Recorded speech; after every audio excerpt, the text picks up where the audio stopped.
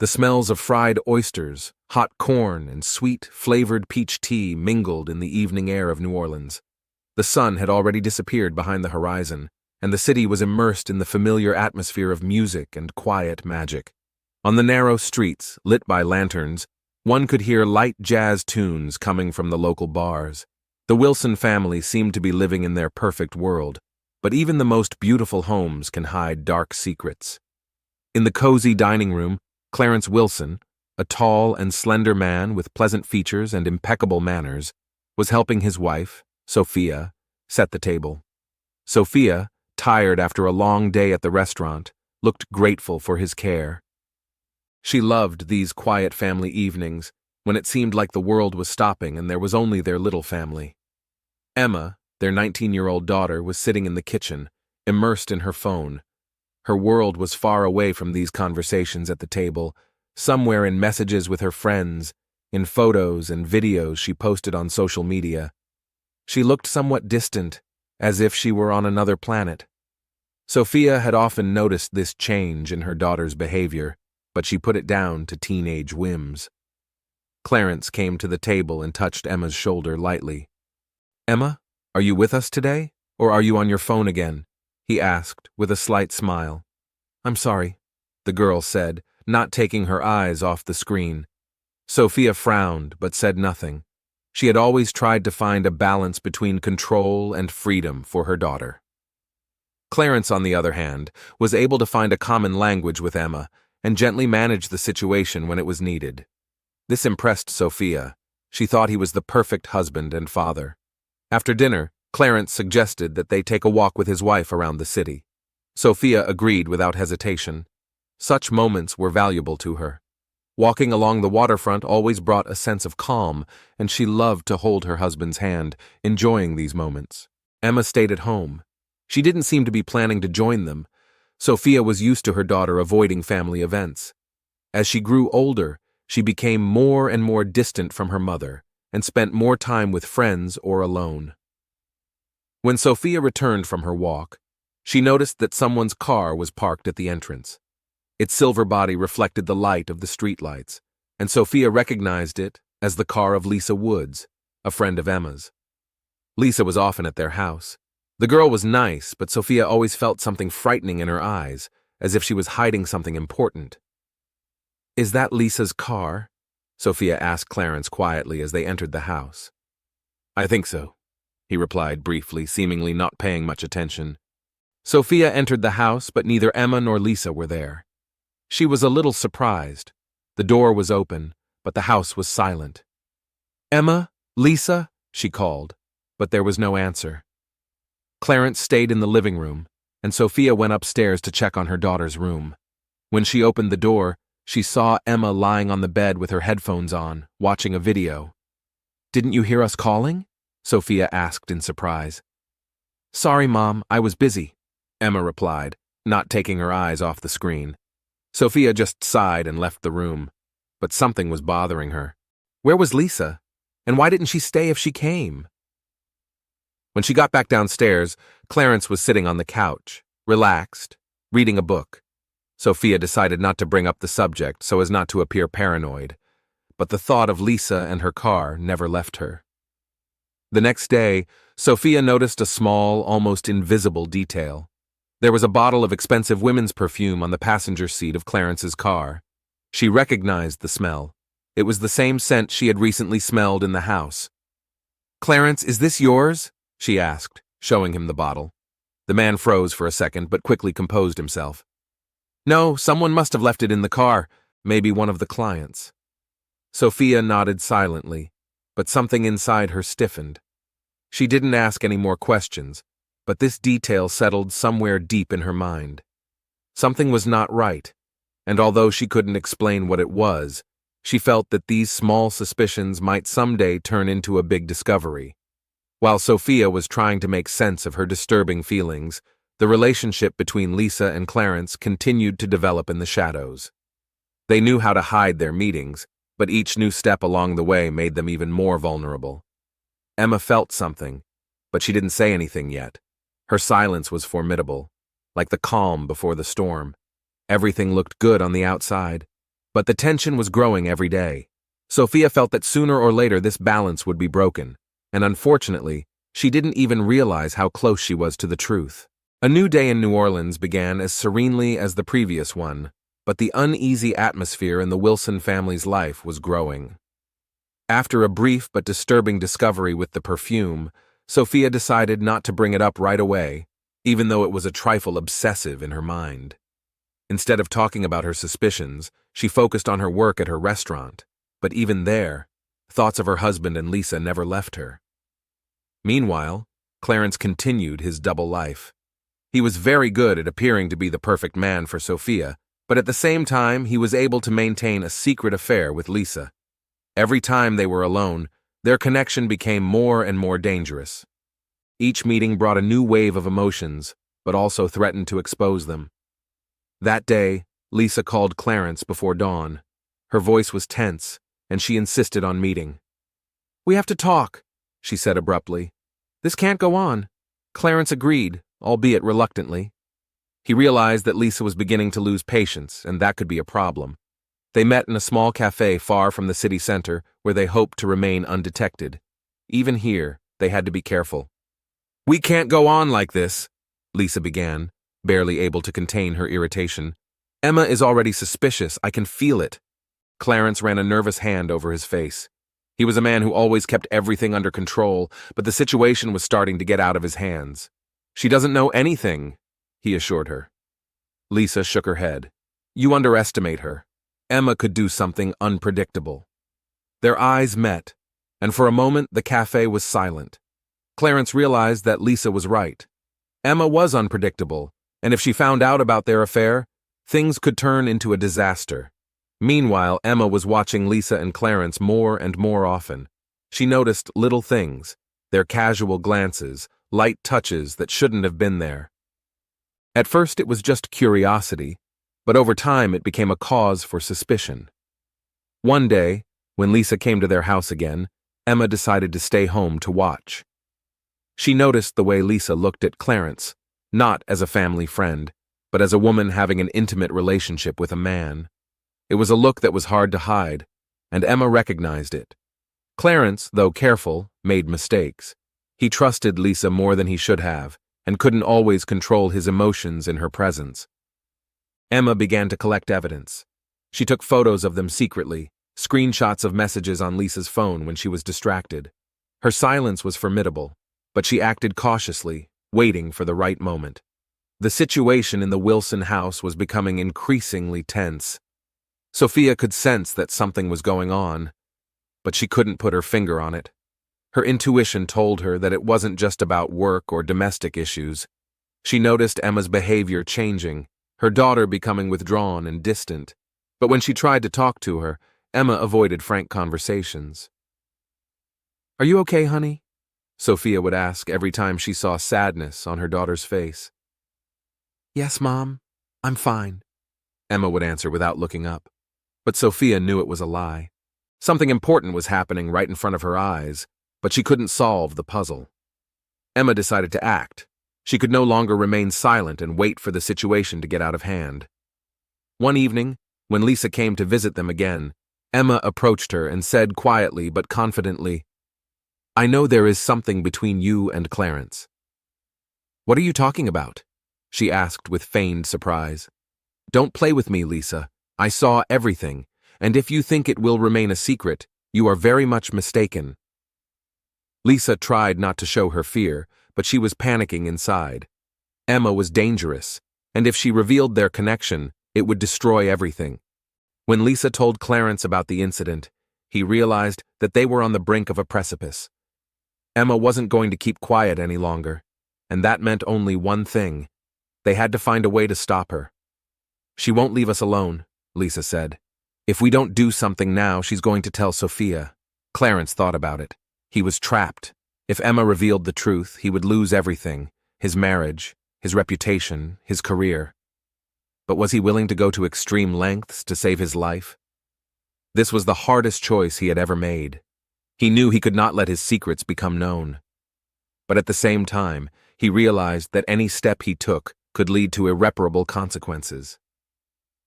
Night was slowly falling on New Orleans. The humid air brought the smells of the old streets, the sweet scent of flowers, and something vaguely disturbing. Tension reigned in the Wilson home. The family members, like actors on a stage, tried to remain calm, but each of them felt that something invisible was creeping closer.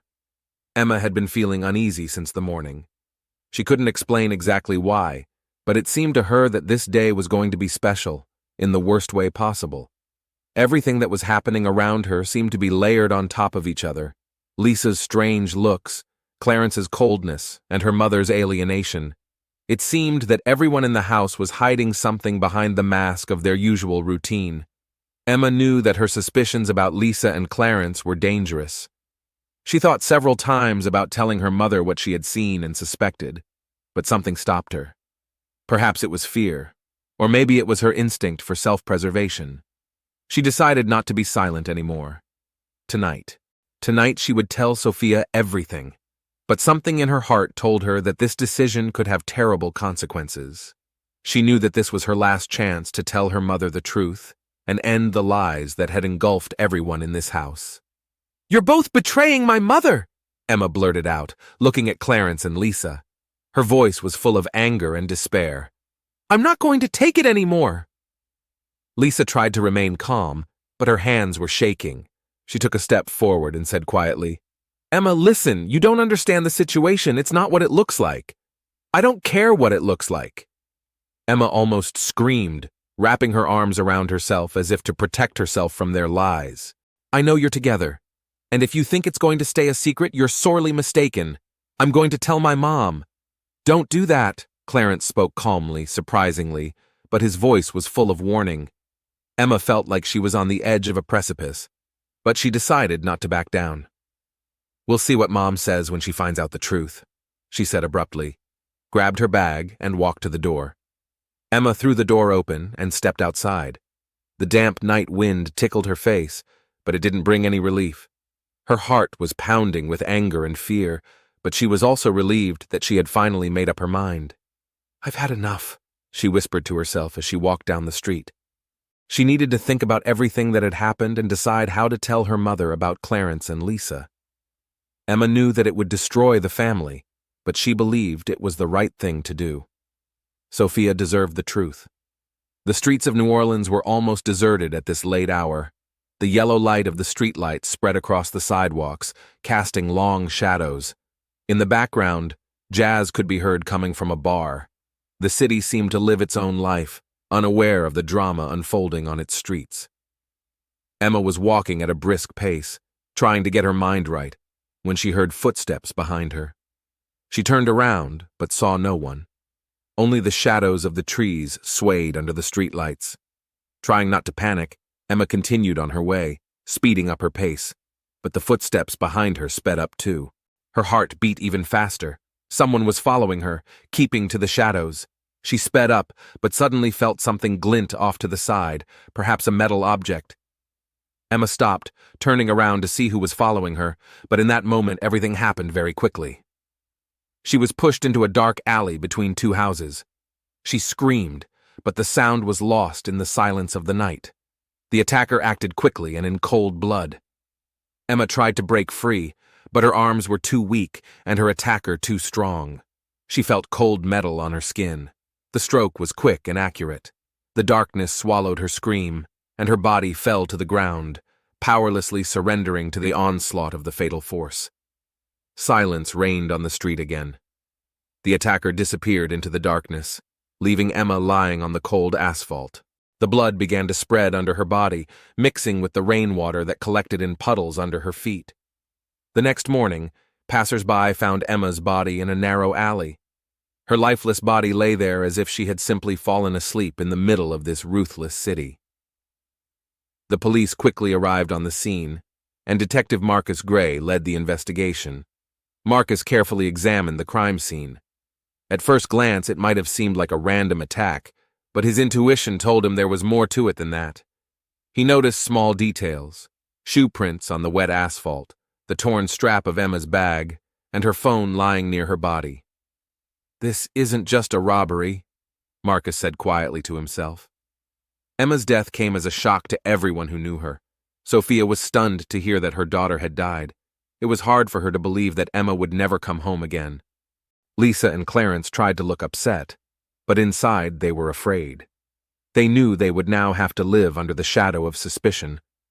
Marcus began to investigate, and with each new piece of evidence, a complex picture emerged. He knew that Emma had left the house after an argument, but what exactly happened that night, he had yet to find out. Everyone who saw Emma alive in the last hours of her life was hiding something, and it was only a matter of time before the truth came out. Detective Marcus Gray arrived at the crime scene as the sun was just beginning to rise above the horizon, illuminating the pavement that was still wet from the night's downpour. Squinting against the bright light, Marcus approached the alley where Emma Jackson's body lay. The experienced investigator knew that the first hours after the discovery of a body were the most important. He looked at the details that might seem insignificant at first glance, but could be key in this investigation. Emma was lying on her side, her face frozen in her last breath of terror. Her arms were outstretched as if she was trying to fight back. A thin trickle of blood ran down her neck, disappearing into a puddle on the asphalt. The phone lay near the body, its screen shattered, and the bag, with its strap broken, remained nearby. "Looks like an alleyway attack," Marcus muttered as he and the forensic scientist examined the body. "Something is not right here." The expert nodded and said, "The throat was struck clearly and without hesitation. This is not a random attacker. Someone knew what they were doing." Marcus frowned. He was used to many cases appearing simple at first glance, but this was not one of them. He was interested in the torn strap of the bag and the broken phone. This could indicate a struggle, but who would be after Emma? The police interviewed several local residents who passed by the alley that evening. One witness recalled seeing a girl walking quickly down the street. Another heard her arguing with someone on the phone, but no one else saw the moment of the attack. Marcus felt the familiar chill of intuition. He knew that the truth was always hidden in the details, and he needed to find the ones that would point to the culprit. The next step was to interview Emma's immediate family. Marcus and his partner James Baker arrived at the Wilson home, where Sophia, Lisa, and Clarence were waiting for them in tense silence. Sophia sat on the couch with her hands in her lap, her face pale and exhausted from grief. "We understand how difficult this is for you," Marcus began, trying to be tactful, "but we need to ask you a few questions to understand what happened that night." Sophia nodded silently, and Marcus got to the point. "Did you know where Emma was going that night? Who she was going to meet?" Sophia shook her head. "She didn't tell me anything. We hadn't talked much lately. She's been so withdrawn." Clarence added in a calm voice, "She left after a fight. We tried to calm her down, but she wouldn't listen to us. She just grabbed her bag and left." Marcus looked at him carefully, trying to catch the slightest change in his facial expressions. "Why did she fight?" Marcus asked. "It was nothing," Lisa replied, interjecting herself into the conversation. Marcus noticed Clarence give Lisa a quick glance, as if they were agreeing on a common version of events. Something about that made him uneasy. After talking to the family, Marcus and James left the house and exchanged thoughts. "Something is wrong with them," Marcus said as he lit a cigarette. "Especially that Clarence guy. He seems too confident for a man who just lost his stepdaughter." "Lisa's acting strange, too," James added. "Like they know something but are afraid to say it." "We'll find out the truth," Marcus replied, blowing smoke into the night air. "The only question is when and how." Meanwhile, the team of experts investigated Emma's phone. They found several interesting things. Among the last messages was an active chat with Lisa, as well as a discrepancy in the call records. Emma had called Lisa several times that night, but for some reason these conversations lasted only a few seconds. What were they trying to hide? "They're definitely hiding something," James said as he looked over the forensics report. "Maybe it was blackmail or a fight, but it's definitely not a random attack." The detectives began to build possible scenarios for what happened that night. Emma could have learned something important about Lisa or Clarence, perhaps something that was fatal to her. But could Lisa or Clarence really have decided to kill? "We need to dig deeper," Marcus said. I want to know more about Lisa's relationship with Emma. Maybe she knew something that made her a danger to either of them. When the detectives returned to the station, Marcus once again reviewed all the data they had collected. He knew that the solution was hidden in the smallest details. Something about the story didn't add up, and he felt the answer was closer than it seemed. But so far, all the evidence led to only one thing. There was more to this case than a simple murder in the street. Marcus's intuition told him that someone in the family knew more than they were telling, and he was determined to find out what exactly happened that fateful night. The investigation into Emma Jackson's death was gaining momentum. Detective Marcus Gray knew that to get to the truth, he had to unravel the tangle of complicated relationships between the family and the deceased's inner circle. All the clues led to the Wilson house, and something in the behavior of its inhabitants did not give him peace of mind. It seemed that each of them was hiding something, but was it fear of exposure or involvement in the crime? The experts finished analyzing Emma's phone. The last messages with Lisa looked particularly suspicious. It was clear that before the tragedy they had not just been texting, they had had a conflicted conversation. "Look," said Marcus, showing his partner James Baker the messages on the screen. Lisa sent, "We need to talk about this several times," and then immediately deleted the message. "Do you have any idea why the rush?" James nodded. "She was afraid of something, and definitely not just a fight." "So she lied to us when she said she didn't have a serious problem with Emma," Marcus summarized. The next phone recording confirmed the suspicions. Emma called Lisa an hour before she died, but the call was cut off after a few seconds. Lisa didn't seem to want to talk to her. Marcus made a note in his notebook. It could have been a simple misunderstanding, but in this case, small details could be crucial. The detectives decided to interview Lisa Woods a second time to find out why her correspondence with Emma had been so tense. Lisa sat in the small interrogation room, clenching her hands into fists. She tried to appear calm, but her hands were trembling slightly. "You said you had no serious conflicts with Emma," Marcus began, giving her a calm but penetrating look. "But we found correspondence that suggests otherwise. Do you have anything to add?" Lisa swallowed and answered, "It was a stupid fight. It was nothing serious. Emma often behaved impulsively, and we just quarreled over nothing." "What nothing are you talking about?" Marcus leaned back in his chair. "The last few messages don't seem like the usual arguments between friends." "I don't remember exactly," Lisa replied nervously. "She accused me of hiding something from her, but it was nonsense." Marcus noticed how Lisa avoided making eye contact with him. Her answers were too vague. "Lisa, if you don't tell the truth now, it will only make your situation worse," he warned. "You were one of the last people Emma spoke to before she died. That makes you a material witness or suspect." Lisa trembled even more, but remained silent. At the same time, Marcus and James checked Clarence's alibi. He claimed to have stayed home after Emma left, but the detectives found an interesting detail. One of the surveillance cameras installed near the house captured a man who looked like Clarence walking in the direction of the alley where Emma was found. "Clarence said he stayed home," James said, pointing to the footage, "but someone who looked like him was outside at the time. We need to find confirmation," Marcus replied. Meanwhile, Sophia Wilson could not recover from the shock. The loss of her daughter was a devastating blow to her. She stayed at home all day, barely ate, and avoided talking to her husband. Her heart felt that something was wrong with the story, but she didn't know who to trust. One day, Marcus decided to visit Sophia in person. "Sophia, have you noticed anything strange about Emma or Clarence's behavior lately?" he asked, sitting down next to her. "She's been very distant," she said at last, "and I've seen her looking at Clarence a lot, as if she wanted to say something, but couldn't." Marcus noted these words to himself. It was one more touch to the picture that was gradually emerging before him. During the search of the Wilson home, the detectives came across an important find. In Clarence's closet, they found a jacket with blood-like stains. The analysis confirmed that it was Emma's blood. Clarence became the prime suspect, but the motive remained unclear. "This isn't just a coincidence," said Marcus, examining the jacket. "Something happened between them that night, and we need to find out." Marcus decided to interrogate Clarence again. He knew that the evidence he found could break his version of events. However, there was still one thing the investigator did not understand. What exactly was the last straw?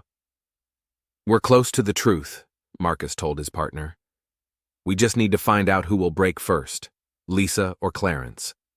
There was tension in the air, and Marcus was sure that as soon as one of their masks fell off, the truth would be revealed. The investigation into Emma Jackson's death was reaching its climax. Detective Marcus Gray felt that the solution was close. Every piece of evidence and contradiction in Lisa and Clarence's testimony pointed to them hiding the truth.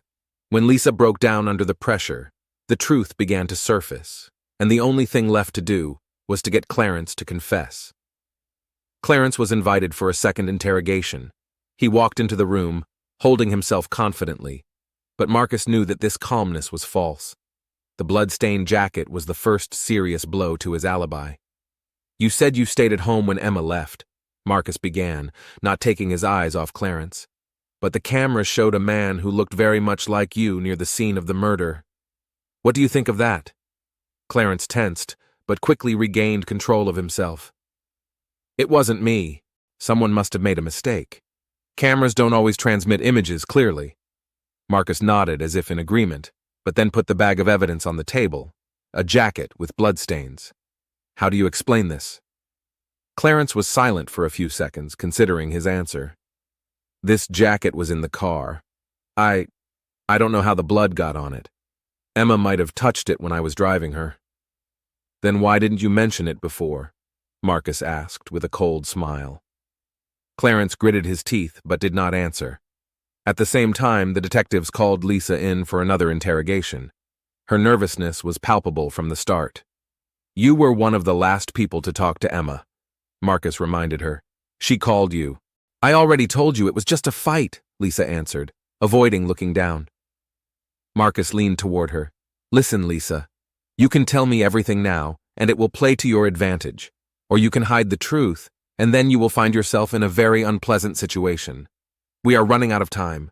We already know that you and Clarence are hiding something." Lisa trembled and covered her face with her hands.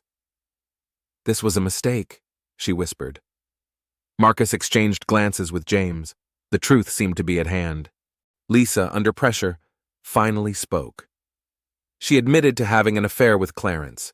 They were afraid that Emma would find out the truth and tell Sophia. On the night before the tragedy, Emma threatened to expose their affair. "She said she would tell her mother," Lisa sobbed. Clarence panicked. He said he couldn't let her ruin his life. "What happened next?" Marcus asked gently, not taking his eyes off her. Lisa shook her head. "I don't know. I went home. Clarence stayed outside. I thought he was just going to talk to her. But instead there was a murder," Marcus summarized. Lisa covered her face with her hands and cried. Now the picture became clearer. Clarence was stalking Emma to keep her quiet. But something went wrong, and he killed her. Clarence was called back in for a second interrogation, where Marcus had already laid out all the evidence he had found: the blood-stained jacket, the surveillance footage, and Lisa's testimony. "We know you were stalking Emma that night," Marcus began, calmly but firmly. "She threatened to tell your wife about your affair with Lisa. You couldn't let that happen." Clarence remained silent, but Marcus could see his cold mask break. He exhaled slowly and finally said, "She made me. She would have ruined everything. I tried to make her not talk, but she wouldn't listen. I lost control. This confession was the last piece of the puzzle in the case. The murder was impulsive, but the deliberate attempts to cover up the traces indicated that Clarence acted consciously after the fact. Clarence Wilson was charged with second-degree murder. Prosecutors built their case around a motive: fear of exposure of his affair with Lisa, and unwillingness to lose his marriage, career, and reputation. Lisa testified against him in court, confirming that Emma had threatened to tell Sophia the truth the night before she died. At the trial, Clarence's lawyer tried to present the murder as an accident provoked by emotional instability and the pressure of the circumstances. However, prosecutors insisted that Clarence was aware of what he was doing, and his attempts to cover up the crime proved it. After a 2-week trial, the jury found Clarence guilty of second-degree murder. The judge announced the sentence: 25 years in prison with no parole for the first 15 years. The verdict provoked mixed reactions in the community. Neighbors of the Wilson family were shocked by what happened. For many, Clarence and Sophia seemed to be a model family, and Emma was an ordinary young girl with big plans for the future. "I had no idea that Clarence was capable of such a thing," one of the neighbors told reporters. "No one could have imagined that he had such a dark side." Other residents expressed their condolences to Sophia. "Poor woman, she lost everything. Both her daughter and her husband. It's a terrible tragedy." Rumors of Clarence's affair with Lisa caused shock and condemnation in the local community. People couldn't understand how Clarence, a respected lawyer, could betray his wife and daughter like that. Some people began to avoid Lisa, believing her to be involved in the tragedy, even after it became known that she was not directly involved in the murder. Some civic activists pointed out that the racial factor may have influenced the severity of the punishment. At the same time, others emphasized that justice should be equal for everyone, regardless of skin color. Sophia attended all the court hearings, but her heart remained broken. She lost both her daughter and her husband, whom she trusted. After the verdict was announced, she decided to leave New Orleans forever, leaving the restaurant and the past behind. "There's no taking this back," she told Marcus after the trial was over. Marcus just nodded. He knew the truth didn't always bring relief. Lisa left the city, trying to start a new life, but the guilt of what had happened would stay with her forever. Marcus closed the case, knowing that although justice was served, there were no winners in this story. Clarence Wilson will serve his sentence in a penal colony. He lost everything: his freedom, his family, his career. His life turned to rubble because of one fateful night and the fear of losing what he had tried so hard to keep.